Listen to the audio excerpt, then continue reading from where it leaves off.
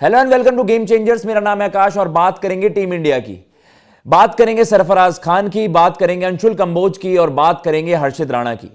Reports आई हैं सामने जो सजेस्ट करती हैं कि हर्षित राणा केवल जो आपका जो कंटिंजेंट था, जो अब मेन टीम में है, जो मेन स्क्वाड है इंडिया वर्सेस इंग्लैंड, वो खिलाड़ी रहेंगे। और उनके अलावा एक खिलाड़ी का नाम सामने आ रहा है, हर्षित राणा, कि ही will stay back with the team.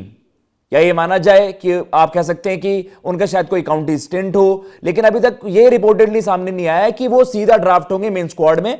But ये रिपोर्टेडली बताया गया है कुछ सूत्रों ने कि भाई Harshit Rana he will stay back, और जो बाकी का आपका कंटिंजेंट था, जो मेन स्क्वाड में फीचर नहीं कर रहे हैं, जो ए टीम में थे खिलाड़ी, वो सारे वापस जाएंगे घर।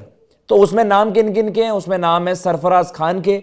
इनकी जबरदस्त आउटिंग्स आई, एक तो अगेंस्ट इंग्लैंड लायंस, आपको याद आएगा उन्होंने 92 स्कोर करा। उसके अलावा उन्होंने, आपने इंटर स्क्वाड में गेम में देखा, अगर वहां पर दो स्टैंड आउट परफॉर्मर्स थे तो वहां पर थे आपके शार्दुल ठाकुर और वहां पर थे सरफराज, जिन्होंने एक ब्लिस्टरिंग 100 वहां पर स्कोर की और कहीं ना कहीं दिखा दिया उन्होंने अपनी एबिलिटी के बारे में भी। भाई सबको अपने बल्ले से जवाब दे दिया कि आप जिस तरह की कंडीशंस कहेंगे, जहां पर आप कहेंगे मैं रन्स करने के लिए तैयार हूं। एक तो वहां पर उनका 70 ऑड बॉल्स में वहां पर जबरदस्त शतक आता है। उसके अलावा आप बात करते हो, उन्होंने फर्स्ट गेम जो अगेंस्ट इंग्लैंड लायंस था वहां पर भी उनका शतक, वहां पर उनके 92 स्कोर आया, शतक नहीं आया, लेकिन वो थोड़ा सा ओवरशैडो हो गया क्योंकि करुण नायर का वहां पर दोहरा शतक आ गया था, लेकिन रन उन्होंने करे। बहरहाल ये बात हुई सरफराज की। चलो सरफराज को तो हम बार बार बात करते हैं। अगेन अगर आपको एक फास्ट बॉलर चाहिए था और आप चाहते थे कि प्रिपरेशंस में हेल्प करे, अच्छी बात है, तो भाई अंशुल कंबोज ने क्या कुछ खराब करा?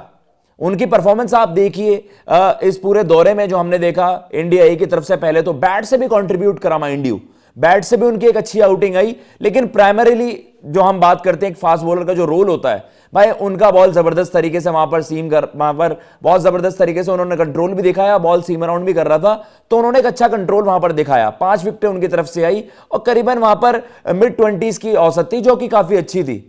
हर्षित राणा ने ऐसा क्या कर दिया? हर्षित राणा को आपने ऑस्ट्रेलिया में बैक करा था ऑब्वियसली, एंड आपने परसिस्टेंटली भी बैक नहीं करा, आपने वहां पर अलग अलग पेसर्स को ट्राई करा था, चाहे वो आकाशदीप हो, प्रसिद्ध कृष्णा हो। लेकिन अगर आप देख रहे हैं हर्षित राणा को, तो भाई उनके लिए ये दौरा उतना बढ़िया भी नहीं गया, उसके बावजूद भी उनको वहां पर बैकिंग मिल रही है।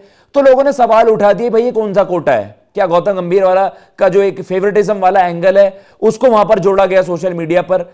तो वो चीज है, क्योंकि हर्षित राणा को महज 1 विकेट मिली वहां पर, और उनके वहां पर अच्छी खासी पिटाई भी हुई थी। आपने देखा थ्रू आउट कि किस तरीके से हमारे बॉलर्स ने वहां पर परफॉर्मेंसेस दी। तो वहां पर stand out performers Anshul Kamboj ही थे, जिन्होंने हरियाणा की तरफ से, आप डोमेस्टिक क्रिकेट भी देखो, करीबन उनकी वहां पर उनकी 79 विकेटें फर्स्ट क्लास क्रिकेट में, अगर आप कंपैरेटिवली बात करोगे हर्षित राणा की, जिनकी 48 ऑड विकेट्स हैं। और उसके अलावा आप हर पैरामीटर में देख रहे हो, इन कंडीशंस में भी वहां पर अंशुल कंबोज ने अच्छा करा। तो वहां पर प्रेफरेंस हर्षित राणा को क्यों? इस चीज को लेकर सवाल सोशल मीडिया पर उठा। And similar thing goes with Sarfaraz. Sarfaraz को अगर आप नहीं कैरी करते हो, आप उनको नहीं मानते हो कि उनकी जो बैटिंग टेक्निक है वो उतनी ज्यादा कारगर साबित होगी इंग्लिश कंडीशंस में, तो वहां उनको ए टीम में भी क्यों खिलाना? ये सवाल उठाया है आकाश चोपड़ा साहब ने।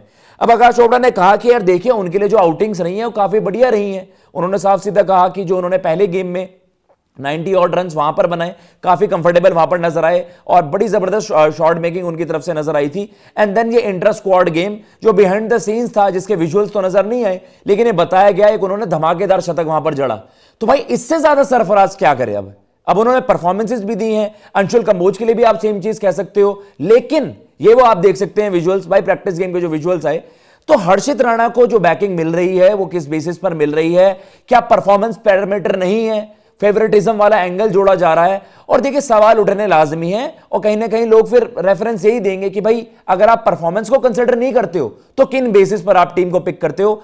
अभी तक ये क्लैरिटी नहीं है कि हर्षित राणा क्या मेन स्क्वाड में ड्राफ्ट इन होंगे, क्या वो एक एज एन इंजरी बैकअप आप देख रहे हो कि अगर आपको एक फास्ट बॉलर की जरूरत पड़े या प्रिपरेशंस में वो हेल्प करेंगे, उस तरीके से उनको वहां पर रुकने के लिए कहा गया है। तो भैया अंशुल कंबोज को क्यों नहीं? और अगर इस तरीके से आपको परफॉर्मेंसेस को दरकिनार करना है तो आप सरफराज जैसे खिलाड़ियों को फिर रिवॉर्ड कभी नहीं कर पाओगे। सरफराज फर्स्ट इन लाइन थे, आपको याद भी आएगा जब आपका मिडिल ऑर्डर उस तरीके के, जो हमारा सीनियर मिडिल ऑर्डर के जो खिलाड़ी थे उस तरीके से परफॉर्म नहीं कर पा रहे थे, तो आपने देखा था सरफराज को वहां पर बैकिंग मिली थी। लेकिन अब उनको उस तरीके की बैकिंग क्यों नहीं मिल रही है? आप किन बेसिस पर उस खिलाड़ी को राइट ऑफ कर रहे हो जब उसको आपने खेलते हुए देखा ही नहीं है?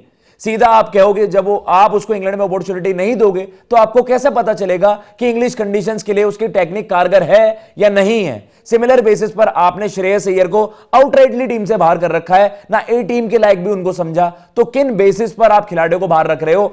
बहुत बड़े सवाल है। और फेवरेटिज्म वाला एंगल उन्होंने कह दिया, गंभीर और श्रेयस के बीच वो भी मसला था केकेआर वाला, इस वजह से श्रेयस आपके रेड बॉल में नहीं है। तो अलग अलग एंगल्स जोड़े जा रहे हैं। आप बताइए कमेंट बॉक्स में आपको किस तरीके से डिसीजन लगता है। क्या आपको लगता है सरफराज को अपॉर्चुनिटी मिलनी चाहिए? क्या आपको लगता है अंशुल कंबोज को भी अपॉर्चुनिटी मिलनी चाहिए? मैं लेता हूं इजाजत। जय हिंद, जय भारत।